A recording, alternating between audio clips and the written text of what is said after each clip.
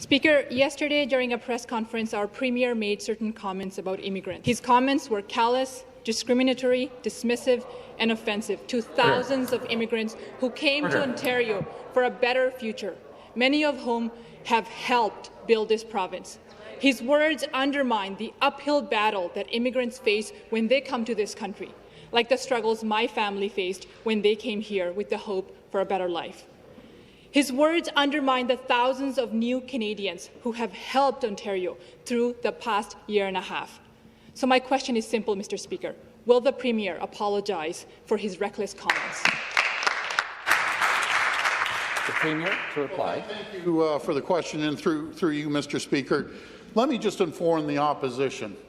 You know, I am pro-immigration. I have been pro-immigration from day one. We are short 290,000 people. We have 290,000 jobs waiting for people around the world, and I don't care where they come from. Mr. Speaker, the Premier told new Canadians to work their tails off, yet thousands of highly qualified immigrants, and he talked about how we need thousands of workers right now. So thousands of highly qualified immigrants, many of whom are doctors, lawyers, nurses, professors, and with years of experience are unable to find work in their field because of the barriers to foreign credential recognition.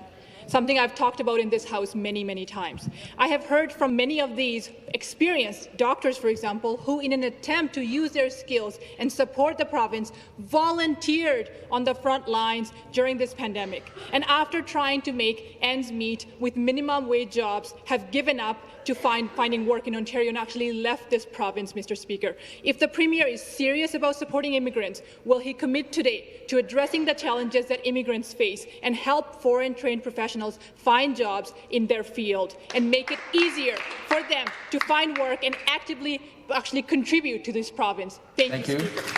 And the Premier to reply. Mr. Speaker, last night and this morning, my phone was blowing up on messages. And guess what the messages were from? They were from new Canadians, immigrants that came here, first generation.